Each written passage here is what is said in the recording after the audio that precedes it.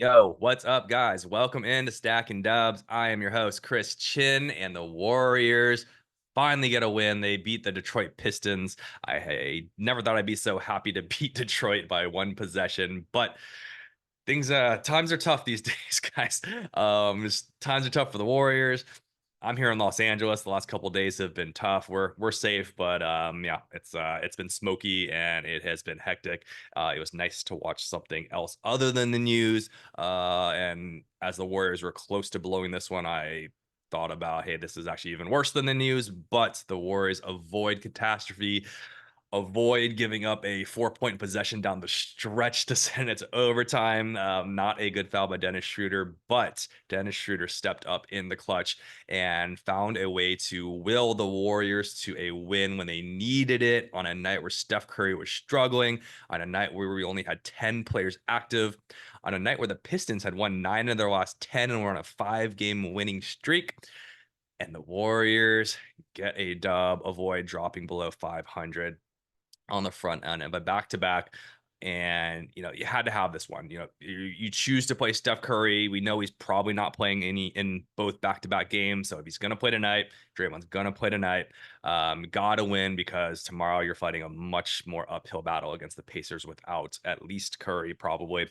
And you could tell Curry came out aggressive. He knew that he had to, really give it a little bit extra in this just to make sure that, he got his shots up. He was playmaking, short all your second, your third, maybe even your fourth leading scorers.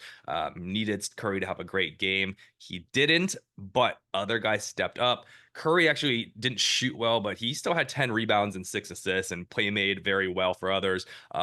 All in all, pretty solid game, again, despite the scoring from Curry. And you would usually think it wouldn't be enough in a game like this, but he had some help, fortunately. Fortunately, Detroit did not defend the 3-point line very well. Buddy Hield he took 11 threes, of which 10 were probably just wide open.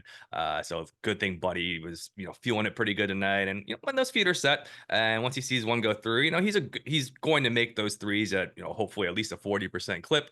It's when he gets run off that 3-point line, when he has to put the ball on the floor, that you've seen him struggle. So not taking anything away from Buddy because he did his job, but I do want to say the Pistons did not play great perimeter defense tonight. Let's get back to Schroder.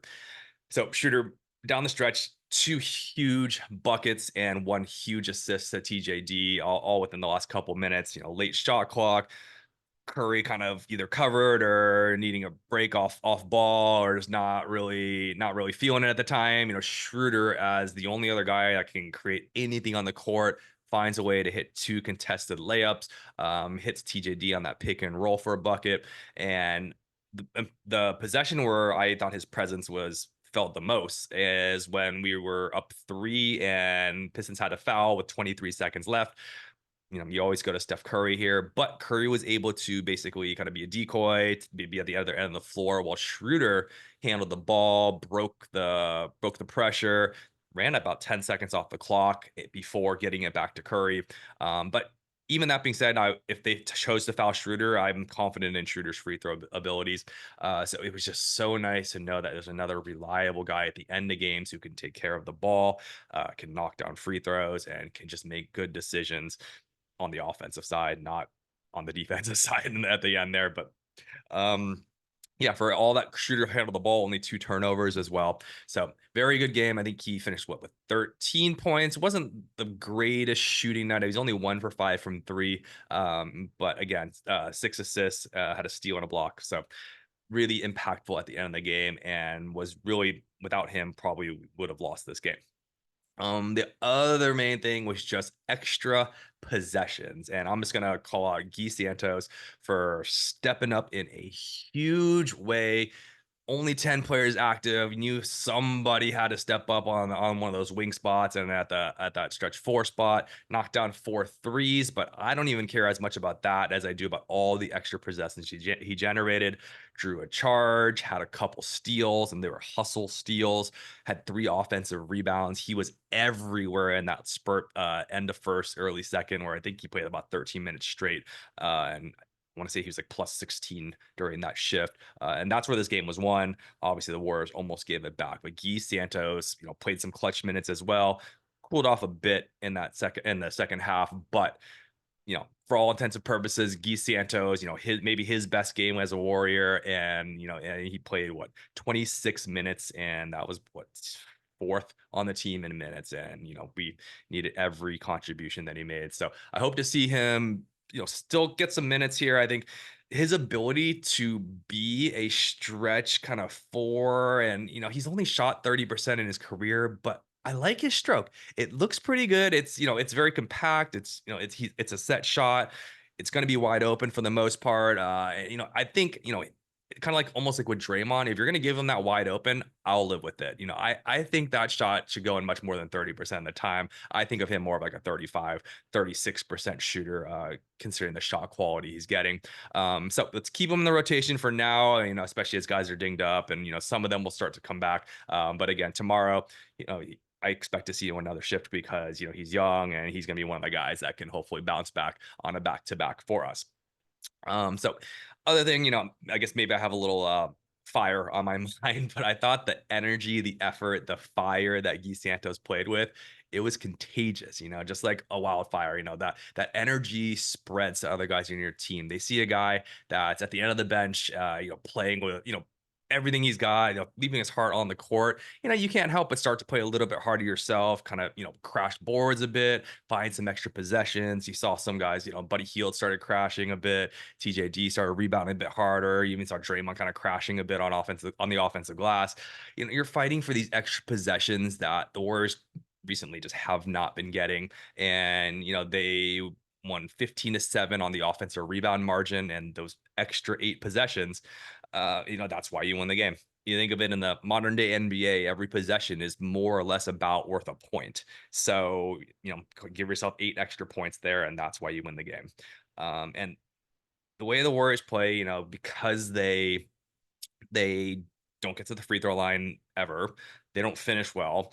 It's very, very hard for them to win games if they're not going to win the possession game, right? They need to have more possessions. They need to take more shots.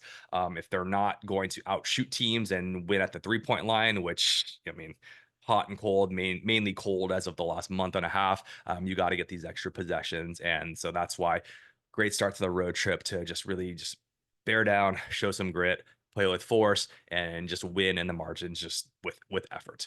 So great job. Let's see who else. Lindy Waters good in this one. Had I think what 3 threes and cooled off a bit again, but yeah, he's always going to play solid defense, and he's another guy that I think he should shoot better than what he's been shooting. He's 33% this year, but in his career, he's closer to 37%. And we know he should be closer to that in general. So maybe he starts to get some confidence, starts to knock it down at that rate. And if he's shooting 37% from three, he's solid enough on the defensive end where he can continue to be a role player as a solid two-way guy. TJD, more so just as he had a good game. He was I think he was a team high plus 16 actually, and he had a double double, 14 and 10. But really, where I think that I like TJD the most, and I thought he provided the most value, obviously the defensive end when he's with Draymond. I love watching what Draymond can do, knowing that TJD basically is insurance behind him at the rim. Dre can roam off his guy. He can trap Cade Cunningham and get the ball out of his hands. Draymond just everywhere and help D, and he can't do that when he's the only guy back there protecting the rim. And you don't see quite as much of that when Looney's in with Draymond. So TJD just gives Draymond that freedom to roam and just be at his best. And you see why this defense is a top 5-6 defense when both are on the floor. It gives you hope, and you look at the potential of if we had a true rim protector, a 6'11" rim protector with Draymond, and what this defense could really be. And on the flip side, if that shot blocking center could also shoot threes, now we have a stretch five, and I swear that you get like a Miles Turner, but also a little bit better scoring and shooting. That unlocks so much for this team. I just don't know if that person truly exists for a reasonable trade value here, but you can see why the Warriors are hunting just elite stretch fives. Your Carl Anthony Towns would be awesome, although he's not a great shot blocker. But my point is, if you can somehow add that, you see what this potential is for his team on defense. You see what this potential for this team on offense would be. Kuminga would be unlocked a bit more with a stretch five on the court. It's why the Warriors are pursuing Vucevic. But again, that would be an offensive move and doesn't quite help the D. But yep, you'll see kind of like how Kerr will offense defense, Buddy Hield in GP2. If we get Vucevic, no, when we get Vucevic, because it has to happen, you might see some Vucevic, TJD kind of just playing, offense, defense, because they both bring completely different packages, but we need each of those skill sets. Yeah, other than that, I thought the Warriors, they played well and actually probably should have been better offensively because they, like I said, got a lot of open threes. I think they shot 46 threes and God, 38 of them must have been pretty wide open, and they only shot 32% from three. Given the shot quality, given the fact that, Steph took 14, Buddy took 11, Lindy took 7, I would expect to be shooting closer to 38, 39%. So we didn't shoot very well. And the fact that we were able to eke out a win says a lot. And this could have easily been, a double digit win. Again, the defense kept us in it. The possessions kept us in it. So this might be one of the first wins we've had this season on a night that we just did not shoot well from three. So great job. Let's push forward to tomorrow. We got the Pacers coming up. I expect Steph to be out.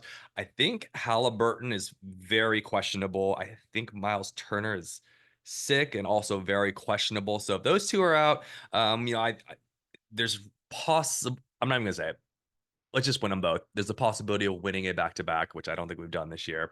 But let's just kind of get on the right things and get on the right side of 500, and I'll never look back. All right, guys. Thanks for tuning in. I hope you have a good Friday. Hope to be back with you again this weekend, and I will talk to you next time. Until then, I am Chris Chin. Hey, if you made it this far, don't forget to like, subscribe. It really helps me out. It's a new channel, trying to get things rolling, and it really helps me a whole bunch if you guys just take a second to like and subscribe. Leave a comment. I don't even care. We've been getting a little dicey in the comments lately. Everyone's telling me and getting on me for saying Kuminga is a trade piece. I like it, guys. It helps me out. I'm happy to debate with you guys in the chat. I love it. It's all fun and games, unless you guys start calling me names, and then I get defensive like everyone else. But I'll try not to. All right, guys. Until next time. Peace, love, and stacking dubs.